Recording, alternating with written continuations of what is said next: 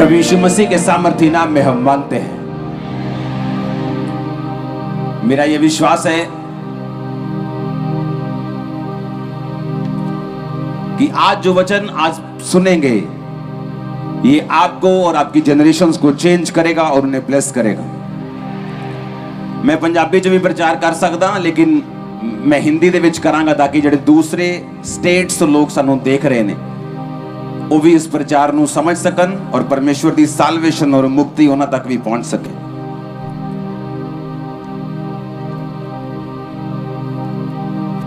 अपने हाथों को उठा, बोलो खुदावंद मैं अपने आप को तेरे हाथों में सौंपता हूं यीशु मसीह के सामर्थी नाम में। जोर से तारीफ करो खुदावंद की, एक बार जोर से।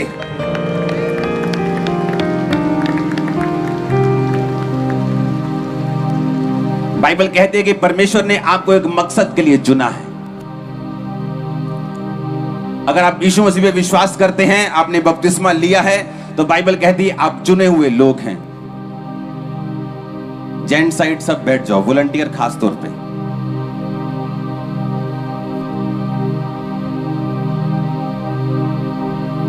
जेंट्स बैठ जाओ, कोई मूवमेंट नहीं चाहिए अगले 10-15 मिनट 20 मिनट। हालेलुया। अगर परमेश्वर ने आपको बुलाया है, बाइबल कहती है आप चुने हुए लोग हैं, आप राजपदधारी हैं, आप याजकों का समाज हैं। आप जहां यहां लाखों बैठे हैं, लेकिन बाइबल कहती है अगर आपने यीशु मसीह पे विश्वास कर लिया है, आपने बपतिस्मा ले लिया है, तो आप चुने हुए लोग हैं। पहले क्या बोलते थे कि हाँ जो पास्टर्स लोग हैं ये चुने हुए लोग हैं, जो लोग सेवा करते हैं ये लोग चुने हुए हैं, और ये हम लोग बुलाए हुए हैं, लेकिन ये खास लोग हैं जो चुने हुए लोग हैं। और इन्हीं से परमेश्वर काम करता है और इन्हीं के जरिए परमेश्वर बात करता है। लेकिन नया नियम ऐसा नहीं कहता। पुराने नियम में बाइबल कहती भविष्यद्वक्ताओं को परमेश्वर चुनता था, भविष्यद्वक्ताओं के ऊपर परमेश्वर का आत्मा उतरता था, और जब परमेश्वर का आत्मा उन पे उतरता था और वो काम करता था, वो भविष्यवाणी करते थे, और परमेश्वर का आत्मा उनके जरिए से बात करता था, उनके जरिए से काम करता था, उनके जरिए से मिरेकल करता था, और लोग उनको देखते थे और उनका पीछा करते थे। लेकिन बाइबल कहती है परमेश्वर ने कहा था अंत के दिनों में ऐसा नहीं होगा। अंत के दिनों में मैं अपना आत्मा सब मनुष्यों के ऊपर उंडेलूंगा, सबके ऊपर उंडेलूंगा। तुम्हारे बेटे तुम्हारी बेटियां भविष्यवाणी करेंगी, तुम्हारे दास तुम्हारी दासियों पर भी मैं अपना आत्मा उंडेलूंगा। हालेलुया। इधर की आवाज बंद करो, कहां से आ रही है? अपने पड़ोसी को बोलो तुम चुने हुए हो। परमेश्वर ने कहा अंत के दिनों में मैं अपना आत्मा सब मनुष्यों के ऊपर उंडेलूंगा। लेकिन शुरुआती दिनों में क्या होता था कि परमेश्वर का आत्मा जो था वो भविष्यद्वक्ताओं के ऊपर उतरता था, एक मकसद को पूरा करता था, सेवकाई के मकसद को। कि परमेश्वर मान लो सैमसन के ऊपर उतरा और एक देश को परमेश्वर बचाना चाहता है, और उसके बाद वो देश बचता था और लोग सैमसन की सुनते थे, और परमेश्वर का आत्मा जितनी देर तक काम करना चाहता था करता था, उसके बाद चला जाता था, कभी आता था। इस तरह से परमेश्वर कार्य करता था। लेकिन बाइबल कहती है योएल 2:28 में अंत के दिनों में परमेश्वर का आत्मा कहता है, वचन कहता है कि मैं अपना आत्मा सब मनुष्यों के ऊपर उंडेलूंगा। क्यों परमेश्वर अपना आत्मा आपके ऊपर उंडेलना चाहता है? इसीलिए 120 लोगों के ऊपर पेंटिकोस्ट के दिन जब पवित्र आत्मा उतरा, और जब बाहर लोग जो त्योहार मना रहे थे पेंटिकोस्ट का, वो उन लोगों पे नहीं उतरा जो पेंटिकोस्ट का त्योहार मना रहे थे, वो उन लोगों के ऊपर उतरा जो पेंटिकोस्ट का त्योहार नहीं मना रहे थे, जो पेंटिकोस्ट के दिन को नाम मानकर प्रार्थना कर रहे थे, बाइबल कहती है। और 120 लोगों पर जब पवित्र आत्मा उतरा और सब लोग कहने लगे कि ये कोई नशा किया है, इन्होंने ये गैर भाषा में बातें कर रहे हैं, ये शराबियों की जैसी एक्टिंग कर रहे हैं, कोई नशा किया है। लेकिन बाइबल कहती पतरस उठा, उन 11 के बीच में खड़ा होकर बोला कि जो कुछ तुम देख रहे हो ये परमेश्वर का वचन पूरा हुआ है। क्योंकि हम लोग प्रार्थना कर रहे थे इस वचन से कि परमेश्वर तूने कहा अंत के दिनों में तू अपना आत्मा सब मनुष्यों के ऊपर उंडेलेगा, तुम्हारे बेटे और बेटियां भविष्यवाणी करेंगी, तुम्हारे दास तुम्हारे दासियों के ऊपर भी मैं अपनी आत्मा में से उंडेलूंगा। बाइबल कहती जब वो इस वचन से प्रार्थना कर रहे थे तो 120 लोगों के ऊपर पवित्र आत्मा उतरा। किस कारण उतरा? वो किस कारण उतरा? मैं अब आऊंगा उस चीज के लिए। कि क्यों परमेश्वर ने कहा कि मैं अपना आत्मा सब मनुष्यों के ऊपर अंत दिनों में उंडेलूंगा। उसका मकसद क्या है? आपको आत्मा देने का। बाइबल कहती है, अय्यूब की पुस्तक में जब हम देखते हैं, बाइबल कहती है अय्यूब एक व्यक्ति था जो परमेश्वर को मानता था। लिखा वो परमेश्वर का भय मानता और बुराई से दूर रहता था। अय्यूब 1 उसकी 1 से 22 आयत आप घर जाके पढ़ेंगे और कुछ आयतों को मैं यहां पे पढ़ूंगा। बाइबल कहती है वो बहुत अमीर इंसान था। बाइबल कहती है उसके हजारों भेड़ बकरियां, 7,000 भेड़ बकरियां, 3,000 ऊंट। उस समय में ऊंट होते थे, बैल होते थे, गधियां होती थी, यही ट्रांसपोर्ट होती थी, यही अमीरी का जरिया होता था। जमीनें थी उसके पास और लिखा इतनी संपत्ति थी कि पूर्वी देशों के लोगों में वो सबसे बड़ा था, सबसे बड़ा था और सबसे अमीर था। लेकिन भाई आज अगर किसी अमीर व्यक्ति को आप देखते हो, आपको लगता है कि इसने गलत तरीके के साथ पैसा कमाया है। लेकिन बाइबल कहती है वो परमेश्वर का भय मानता था और बुराई से दूर रहता था। अगर आप अय्यूब के लास्ट बाब को, अध्याय को पढ़े, 42 आयत की लास्ट 3 आयतों को पढ़े, तो आपको यह मालूम होता है कि अय्यूब जो था वो इस दुनिया में 140 साल तक जीवित रहा। अय्यूब की पुस्तक में कहीं नहीं लिखा कि वो कहां से आया था, उसका बैकग्राउंड क्या है। लेकिन अगर आप पुराने नियम में अच्छी तरह से अध्ययन करते हैं तो आपको यह मालूम होता है कि अय्यूब की जो उम्र के हिसाब से अय्यूब याकूब के कुछ ही वंशों में से था। याकूब की उम्र 147 साल की थी जब वो मरा, जब वो प्रभु के पास चला गया। अब्राहम, इसहाक, याकूब की उम्र 147 साल की थी और जब अय्यूब मरा तो वो 140 साल के करीब था। पहले जो इंसानों की उम्र होती थी वो 969 साल, 970 साल होती थी। लेकिन जब वो पाप में गिरते गए तो परमेश्वर ने कहा मेरा आत्मा सदा इंसानों के साथ वाद विवाद नहीं करेगा, मैं इसकी उम्र को 120 साल करता हूं। लेकिन वो उम्र 120 आते आते टाइम लगा। अब्राहम की उम्र 187 190 के करीब थी। उसी तरह से आगे आगे उम्रें कम होती गई जब तक 120 तक वो मूसा के टाइम पे टिक नहीं गई। 140 साल की उम्र का मतलब यह है कि अय्यूब उस जमाने में था जब याकूब रहता था। जब याकूब इस दुनिया में रहता था तो वचन कहता है कि तब कोई भी परमेश्वर का वचन लिखित रूप से उनको नहीं मिला था, क्योंकि मूसा अब तक नहीं आया था। क्योंकि लिखित वचन सारा परमेश्वर ने मूसा को दिया, 10 नियम परमेश्वर ने मूसा को दिए, व्यवस्था जो थी परमेश्वर ने मूसा को दी। उसके पास कोई भी लिखित बाइबल नहीं थी। लेकिन बाइबल कहती है वो फिर भी परमेश्वर का भय मानता था और बुराई से दूर रहता था। इस वचन को समझने के लिए आपको ये बातें समझनी पड़ेंगी। वचन कहता है जब आप अय्यूब की पुस्तक 29 उसकी जब आप अय्यूब की पुस्तक 29 बाब को पढ़ते हैं आपको उसमें समझ आता है कि अय्यूब क्यों आशीषित था। अय्यूब 29 उसकी 11 से 16 में लिखा, अय्यूब कहता है कि जब कोई मेरा समाचार सुनता मुझे धन्य कहता था, जब कोई मुझे देखता तो मेरे विषय में गवाही देता था। मैं अनाथों को छुड़ाता था, मैं दुहाई देने वाले दीन जन को भी छुड़ाता था। जो नष्ट होने पर था मुझे आशीर्वाद देता था, मेरे कारण विधवा आनंद के मारे गाती थी। वचन कहता है कि अय्यूब इसीलिए आशीषित था क्योंकि वो परमेश्वर की सेवा करता था। बाइबल कहती है जो कुछ तूने धरती पर मेरे छोटों के साथ किया वो तूने मेरे साथ किया। वचन कहता है कि अंत के दिन में परमेश्वर जब अपने स्वर्ग जाने वाले बच्चों को बोलेगा कि धन्य हो तुम, मैं नंगा था तुमने मुझे कपड़े दिए, मैं भूखा था तूने मुझे खाना खिलाया, मैं जेल में था तुम मुझसे मिलने के लिए आया। और अपने लेफ्ट हैंड साइड के लोगों को जो नरक में जा रहे होंगे उनको बोलेगा कि मैं भूखा था तुमने खाना नहीं दिया, मैं नंगा था तुमने कपड़े नहीं पहनाए। और लोग बोलेंगे परमेश्वर हमने कब तुझे भूखा देखा कि तुझे खाना दिया, कब तुझे नंगा देखा कपड़े पहनाए। और परमेश्वर बोलेगा जो तुमने छोटों के साथ किया, छोटे से छोटों के साथ किया, वो तुमने मेरे साथ किया। बाइबल कहती है अय्यूब परमेश्वर की सेवा करने वाला इंसान था।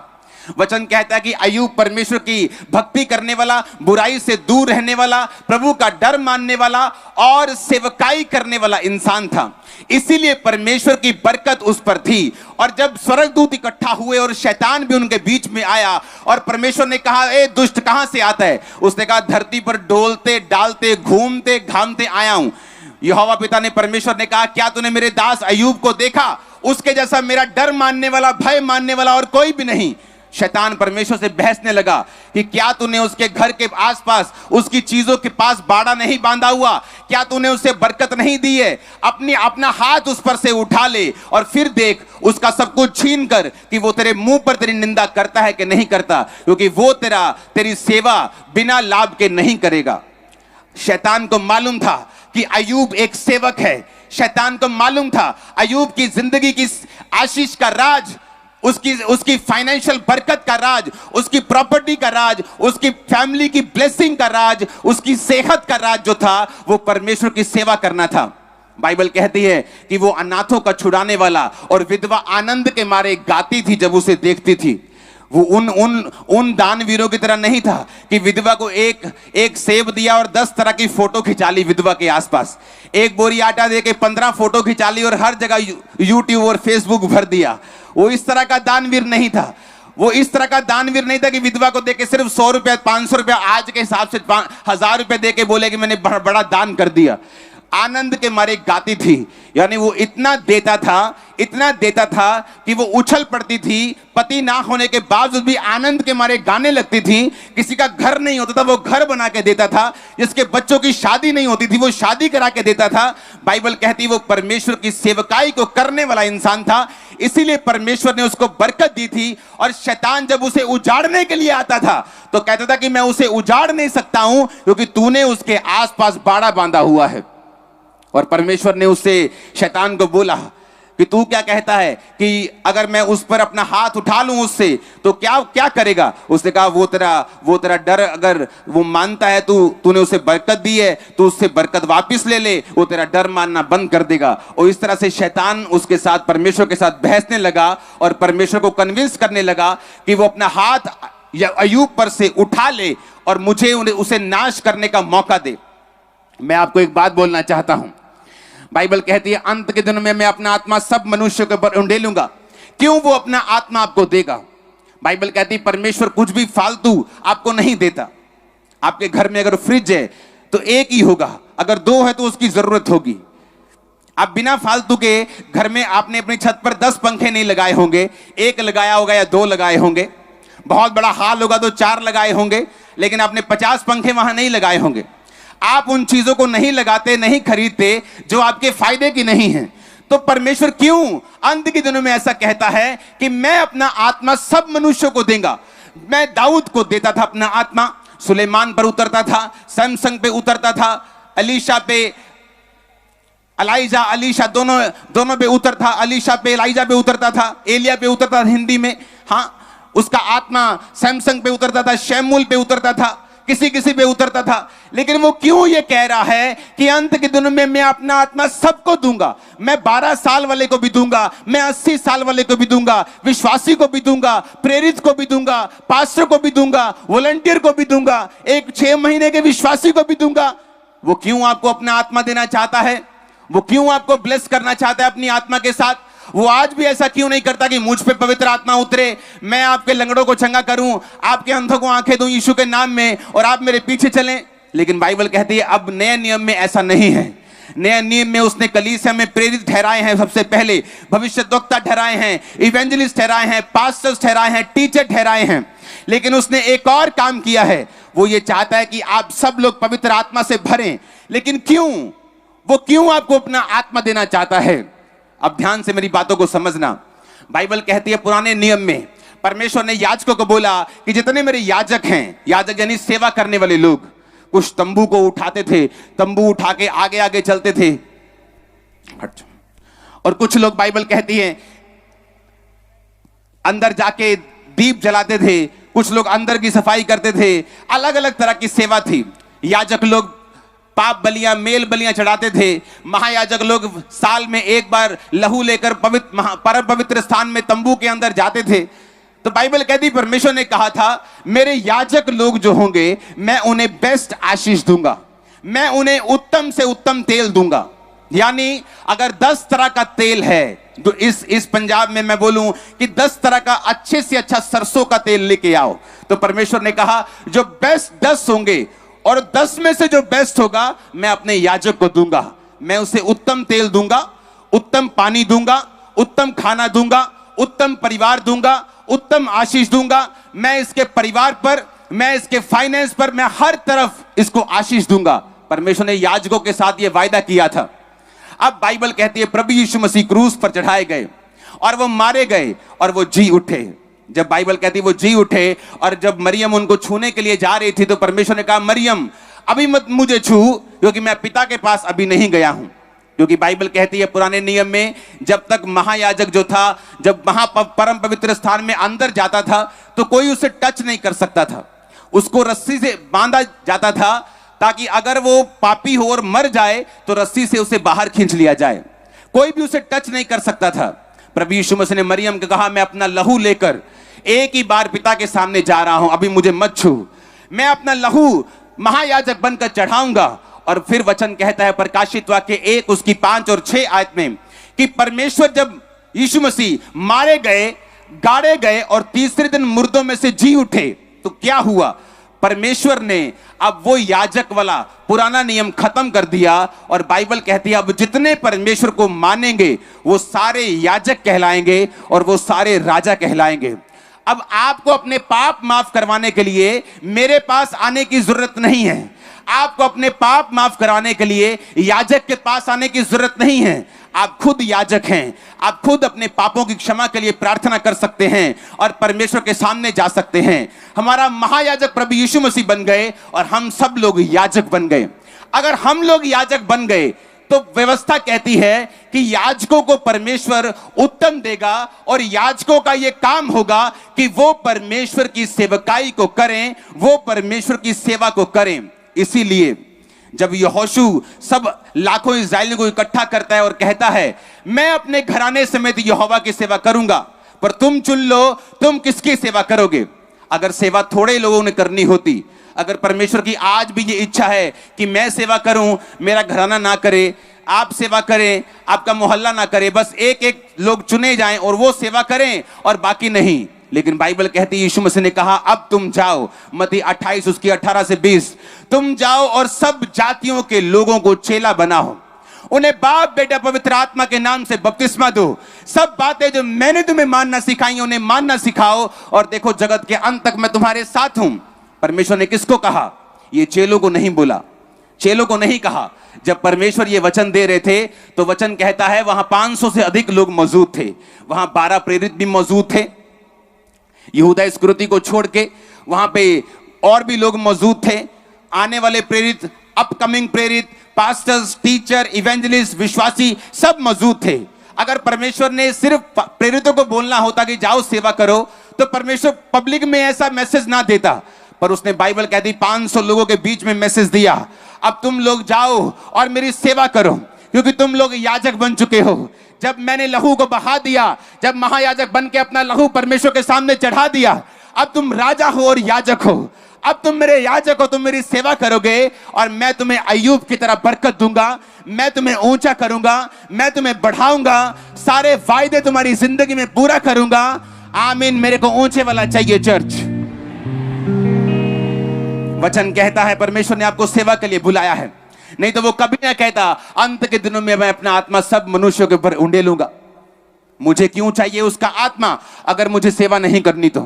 बाइबल कहती है 7 लोग रोटी बनाने के लिए चुने गए। जब प्रेरितों का काम बढ़ गया तो लोग बोलते थे कि रोटी नहीं खिलाते मेरी विधवाओं को, तो प्रेरितों ने 7 लोग चुन लिए जो रोटी बनाएंगे। लेकिन बाइबल कहती है वो भी पवित्र आत्मा से भरे हुए थे, वो भी लंगड़े चलाने की ताकत को और सामर्थ को रखते थे।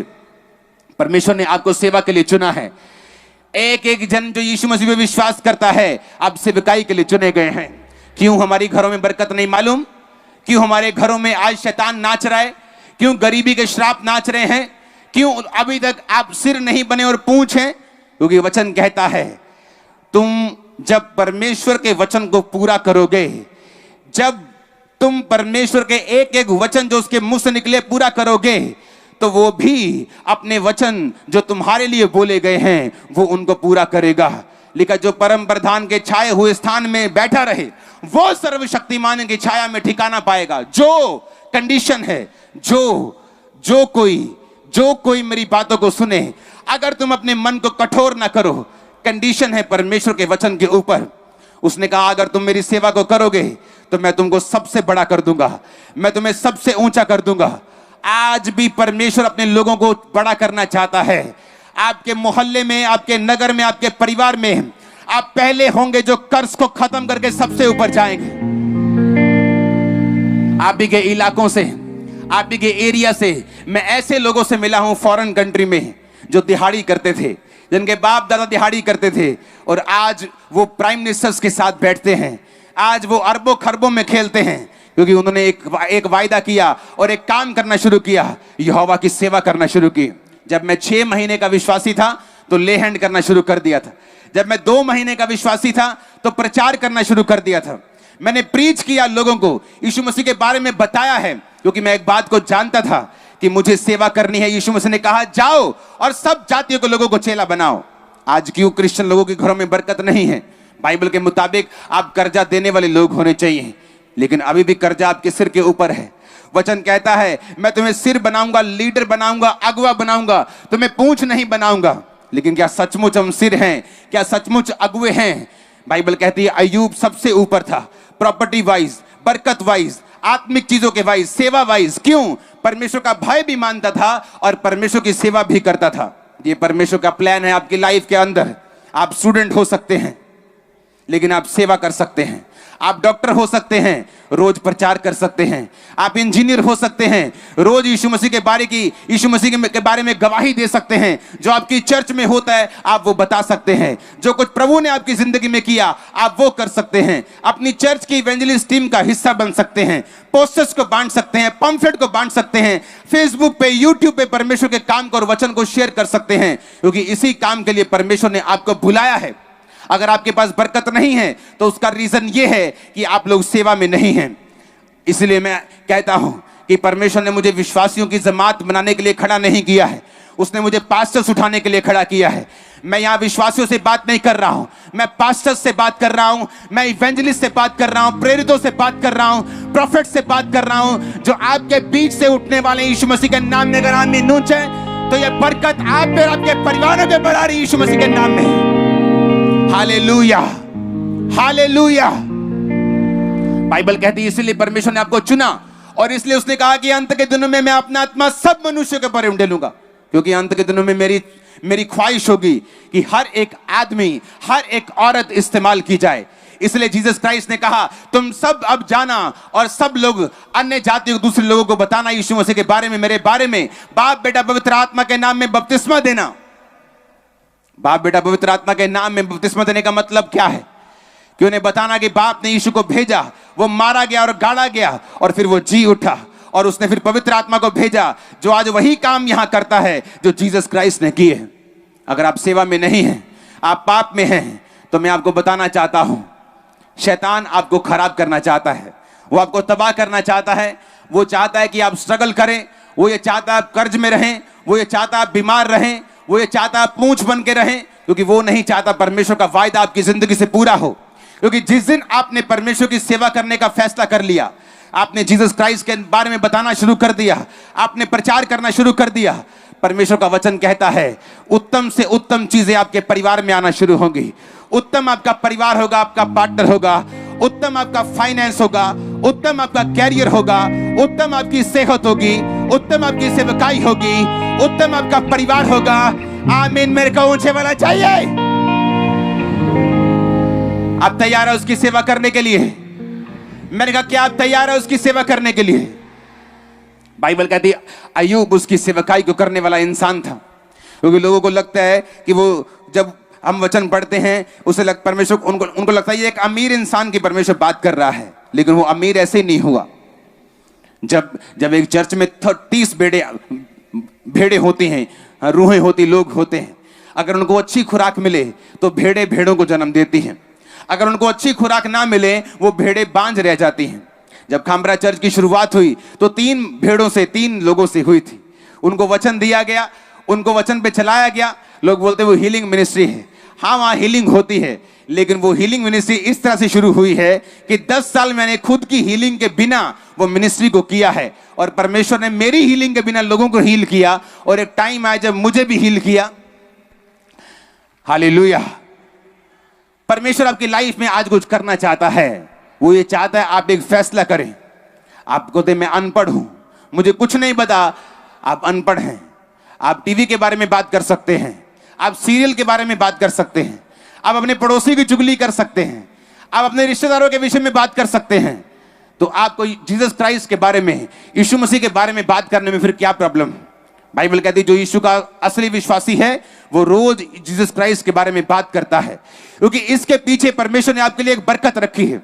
जब तक आप वचन को नहीं सुनेंगे और फॉलो नहीं करेंगे, मैं आपको गारंटी देता हूं, आप प्रार्थना करते रहेंगे और एक दिन विश्वास आपका टूट जाएगा, क्योंकि आप गलत प्रार्थना करते रहे। आपको यह मालूम नहीं, परमेश्वर ने कहा तुमने मांगा और पाया नहीं ताकि तुम व्यभिचार में उड़ा दो। तुम मांगोगे, तुम पाओगे जब तुम मेरे नाम की महिमा के लिए मांगोगे। जब मैंने खुदा की महिमा के लिए मांगा, परमेश्वर मुझे सैकड़ों एकड़ जगह चाहिए, लेकिन एकदम से ऐसे नहीं कि सैकड़ों एकड़ अभी आ जाए। परमेश्वर मुझे तेरा काम करने के लिए चाहिए। और दिन प्रतिदिन परमेश्वर मेरे विश्वास को देखकर, मेहनत को देखकर बढ़ाता गया और वो सारे दर्शन पूरे होते गए और वो और भी आगे बढ़ते जा रहे, जो मेरे विजन में पूरे होते जा रहे हैं। लेकिन कैसे होगा ये सब? जब आप एक कदम को उठाएंगे। आपको मालूम है आपका पड़ोसी नशेड़ी है, आपको मालूम है आपके पड़ोस में नशा बिकता है, आपको मालूम है कि आपका रिश्तेदार बीमार है, लेकिन आपने कभी यीशु मसीह के बारे में उसे नहीं बताया। आपने कभी लोगों को यीशु मसीह के बारे में नहीं बताया। आपने कभी लोगों के वंश को नहीं बचाया। लेकिन जब अपने वंश पे दिक्कत आती है और हम परमेश्वर के सामने जाते हैं कि परमेश्वर मेरा वंश बचा, तो बाइबल कहती है जो तूने बोया वो तूने काटा। तुमने कभी दूसरों का वंश बचाया नहीं, दूसरों को वचन दिया नहीं, दूसरे के लिए तुम कभी आशीष का कारण बने नहीं, तुमने कभी मेरे सेवा की नहीं, तो जो तुम तुमने बोया वो तुम आज काट रहे हो। Hallelujah, hallelujah. बाइबल कहती है परमेश्वर का नबी एक दास के पास जाके बोलता है कि तेरी उम्र खत्म हो गई, 15 साल तेरी उम्र खत्म हो गई, अब तू मरने वाला है। वो दास खुदा की तरफ मुंह करके बोलता है परमेश्वर मैं तेरे साथ वफादारी के साथ चला हूं, मैंने ये किया। खुदा कहता है मैं तेरी उम्र को 15 साल और बढ़ाता हूं। लोग इस तरह से बोलते हैं। परमेश्वर ने कहा मैं तेरी प्रार्थना देखे, सुने, तेरे आंसू देखे हैं, लेकिन परमेश्वर आंसुओं से काम नहीं करता। अगर आप मेरी बात को ध्यान से सुने तो वो आंसुओं के साथ काम नहीं करता। मेरा परमेश्वर इमोशनल नहीं है। जब उसने प्रार्थना की, उसने अपने रिकॉर्ड को बताया कि परमेश्वर मेरा रिकॉर्ड चेक कर, मैं तेरे नाम की सेवा करता आया हूं। मेरा रिकॉर्ड चेक कर, मैंने तेरे नाम की सेवा की है, मैं तेरे साथ खराई के साथ चलता आया हूं, मैं भय मानकर चलता आया हूं। और बाइबल कहती परमेश्वर ने उस विश्वास की प्रार्थना को सुना, उसके रिकॉर्ड को चेक किया। आज जब इमरजेंसी पड़ती है, जब डॉक्टर बोलता है कैंसर हो गया तुझको, जब डॉक्टर बोलता है कि तेरे लाइफ में ये बीमारी हो गई, जब कर्जा बड़ा अटैक करता है, जब कोविड आ गया, फाइनेंस कईयों के उड़ गए, तब क्या करना है? क्या आपका रिकॉर्ड अच्छा है कि आप खुदा के पास जाकर मर्सी मांग सकें, आप खुदा के पास जाकर दया मांग सकें कि परमेश्वर मेरा पुराना रिकॉर्ड देख और मुझ पे दया कर। लेकिन बाइबल कहती है अय्यूब के ऊपर एक परीक्षा आ गई, जो कुछ उसके पास था सारा कुछ छीन लिया गया। उसकी औरत आकर उससे बोलती है कि तेरे बच्चे मर गए, सब कुछ छीन लिया गया। अय्यूब 2 उसकी 9 आयत में लिखा, उसकी स्त्री उसकी पत्नी कहने लगी क्या तू अभी भी अपनी खराई पर बना है? परमेश्वर की निंदा कर मरता है तो मर जा। उसने कहा तू एक मूर्ख स्त्री की जैसी बातें करती है। क्या परमेश्वर के हाथ से जो हम सुख लेते हैं दुख ना ले? इन बातों से अय्यूब ने अपने मुंह से कोई भी पाप नहीं किया। आज किन लोगों के पास बरकत है? कौन लोग ऐसे हैं जो सदा छाए रहते हैं? वो लोग जो सेवा कर रहे हैं, और वो लोग जो सेवा करने के बाद अगर परीक्षा आए तो सेवा से हटते नहीं।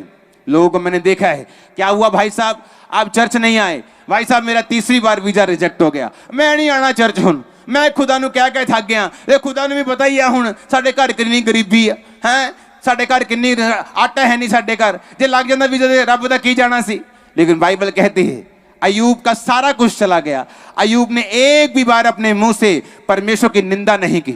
उसके बच्चे मर गए, सब कुछ खत्म हो गया, उसने कहा प्रभु ने दिया, प्रभु ने लिया, उसी का नाम धन्य है। वो परमेश्वर को गालियां नहीं निकाली, उसने परमेश्वर से सवाल जवाब नहीं किया, क्यों नहीं किया, तू तर्क नहीं किया। वो परमेश्वर की रजा में रहकर वो परमेश्वर से प्रार्थना करता रहा। उसकी औरत बोलने लग गई अब परमेश्वर की निंदा कर, प्रभु को गालियां निकाल। उसने कहा जिस परमेश्वर के हाथ से सुख लेते हैं क्या दुख ना ले? हालेलुया। परमेश्वर ने चंगा नहीं किया, चर्च जाना छोड़ दिया। परमेश्वर ने वीजा नहीं दिया, चर्च जाना छोड़ दिया। कोई घर में कुछ एक्सीडेंट हो गया, परमेश्वर से दूर हो गए।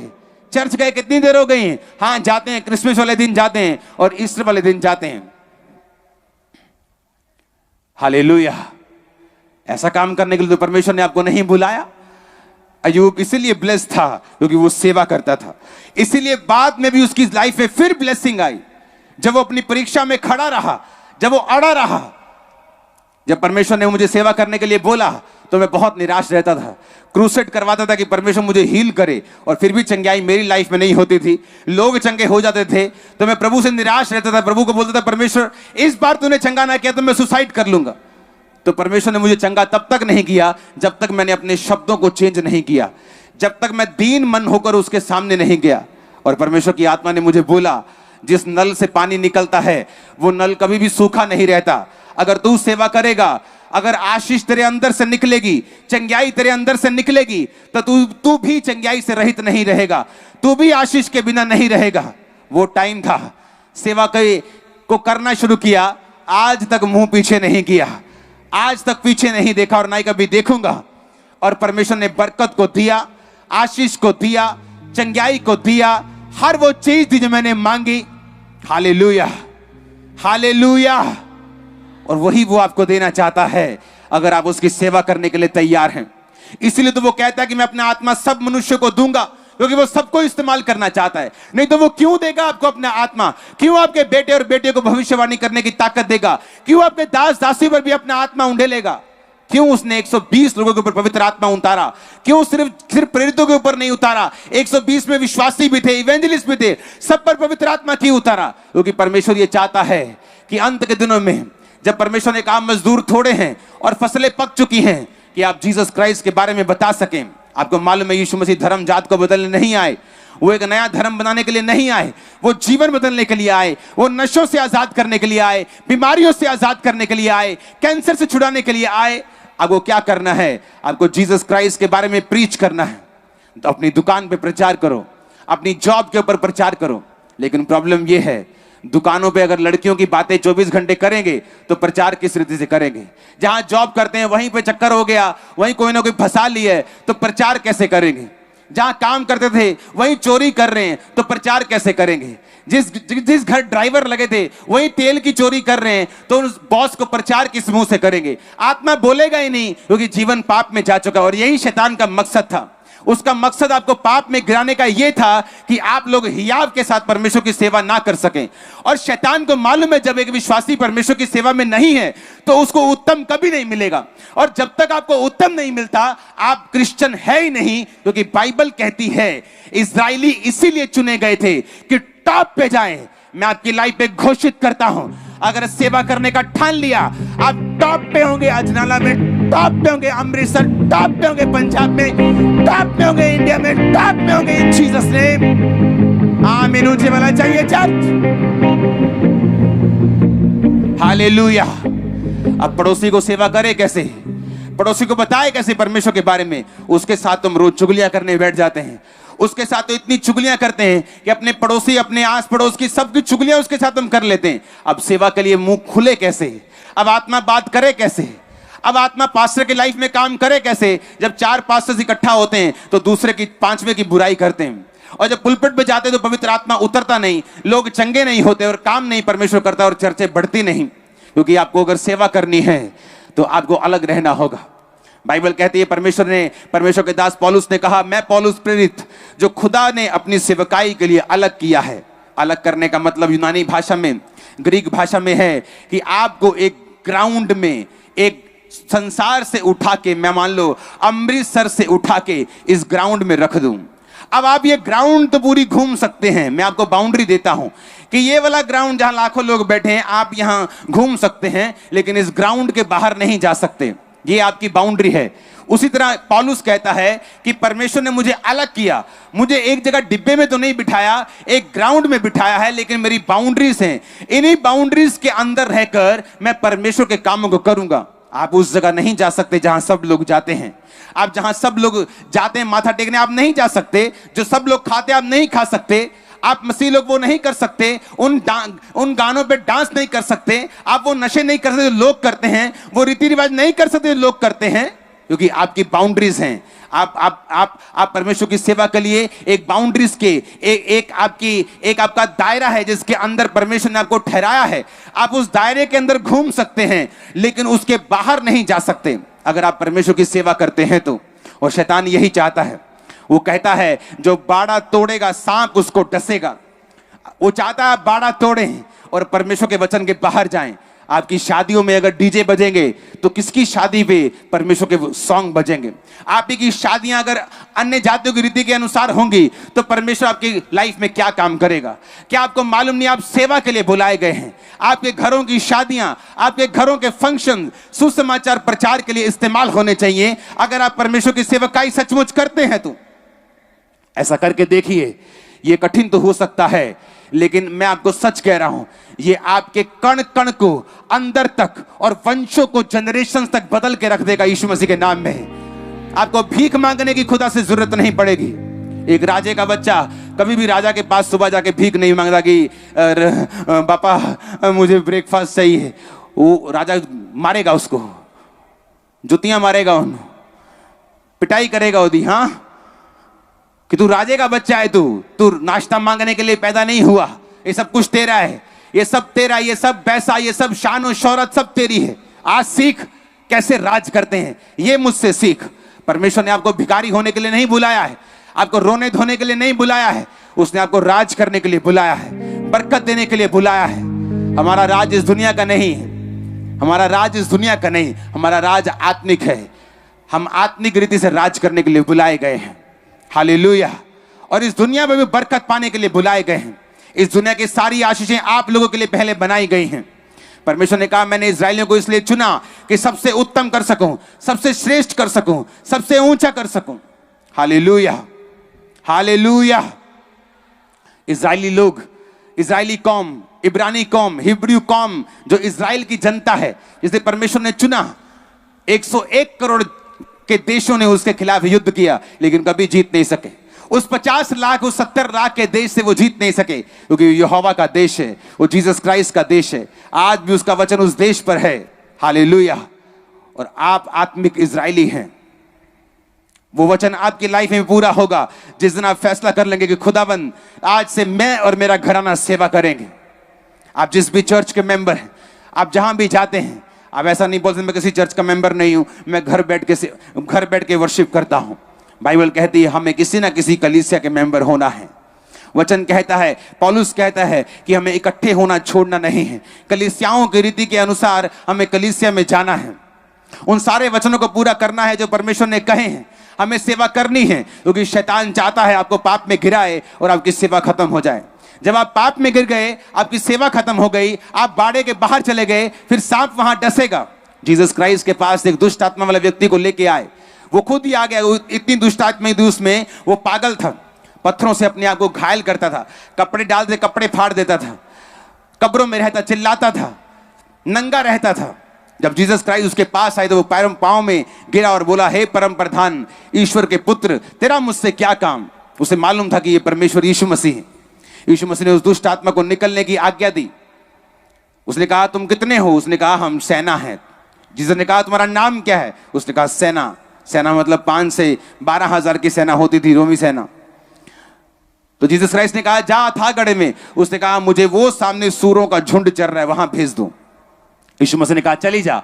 और लिखा वो झुंड में जो हजारों का झुंड था, उन सूरों में दुष्ट आत्मा गई और वो झील में झुंड गया और सारे मर गए। चरवाहे आए सूरों के, जीसस क्राइस्ट को बोलने लगे हमारे एरिया से चला जा, तो और भी नुकसान करेगा हमारा।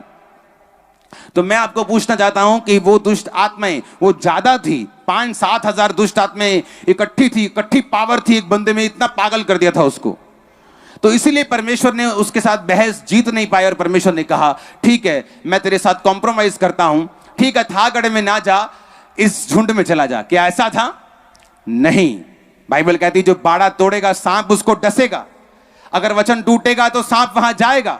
सूअर चराना पुराने नियम के मुताबिक पाप था, बाइबल के मुताबिक घृणित काम था। और शैतान ये कह रहा था कि वो देख तेरे वचन के खिलाफ एक काम हो रहा है, मैं वहां जाना चाहता हूं। और लीगली शैतान के पास राइट है, उसके पास अधिकार है कि जहां खुदा के वचन टूटेगा वहां वो काम कर सकता है। और इसीलिए वो उन सूरों में चला गया। आज जब वचन टूटता है तो लीगली शैतान आपकी लाइफ में काम करता है। आप परमेश्वर की दुहाई देते हैं, आप प्रभु से बोलते परमेश्वर ऐसा क्यों हो रहा है, वो होगा क्योंकि शैतान के पास अधिकार है काम करने का अगर आप परमेश्वर के वचन को तोड़ते हैं। इसलिए वचन कहता है, इसलिए मन फिराओ, इसलिए अपने अपने पापों से मन फिराकर लौट आओ ताकि परमेश्वर के सम्मुख से विश्रांति शांति के दिन तुम्हारी जिंदगी में आ सके। जैसे आप मन फिराते हैं, आप नशों से, पाप से, गंदगी से आप मन फिराते हैं, परमेश्वर की ओर से शांति आपकी लाइफ में एंटर करती है। आज वही शांति का पैगाम मैं लेके आया हूं। मुझे मालूम है आप लोग सेवा करने के लिए तैयार हैं, मुझे मालूम है आप प्रचार करने के लिए तैयार हैं, मुझे मालूम है आप जीसस क्राइस्ट के बारे में रोज बात करेंगे, अपने रिश्तेदारों, अपने नगरों मोहल्लों को बचाएंगे और आप टॉप पे होंगे। ये भविष्यवाणी याद रखना। 7 बार आमीन चाहिए ऊंची आवाज में।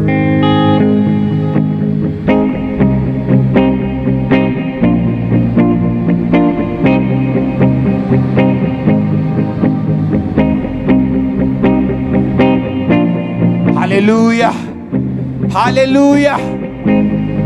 आप हालेलुया बोल रहे हैं, एंजल्स आपके बीच में है राइट नाउ। वो आपको टच कर रहे हैं, हील कर रहे हैं आपको। आप देखेंगे सेकंड्स में, मिनटों में। अब लंगड़े चलेंगे और अंधे देखेंगे, कोढ़ी शुद्ध होंगे और बहरे अपने कानों से सुनेंगे यीशु के नाम में। दुष्ट आत्माओं के जकड़े आजाद होंगे, कर्जे के जकड़े आजाद होंगे, नशे के जकड़े आजाद होंगे इन जीसस नेम। आमीन ऊंचे वाला चाहिए चर्च। क्या आप सेवा करने के लिए तैयार हैं? जब सेवा करने के बाद मुसीबत आएगी तो खड़े रहने के लिए तैयार हैं? परमेश्वर को गालियां तो नहीं निकालोगे? वीजा नहीं आएगा, हीलिंग नहीं आएगी, कोई छुटकारा नहीं मिलेगा तो भाग तो नहीं जाओगे? वो चंगा करे ना करे वो हमारा परमेश्वर है, आजाद करे ना करे वो हमारा परमेश्वर है, लेकिन उसकी सामर्थ्य के लिए कुछ भी इम्पॉसिबल नहीं। आज इम्पॉसिबल चीजें पॉसिबल होंगी आपकी लाइफ में इन जीसस नेम। आमीन ऊंचे वाला चाहिए चर्च, आमीन ऊंचे वाला चाहिए। Hallelujah, hallelujah.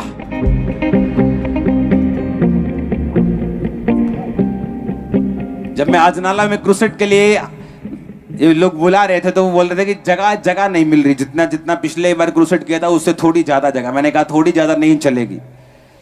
आज पूरा पंडाल पीछे तक भरा हुआ, फिर ओवरफ्लोज लगाए वो भरे हुए हैं। नेक्स्ट टाइम इससे बड़ी जगह करना है।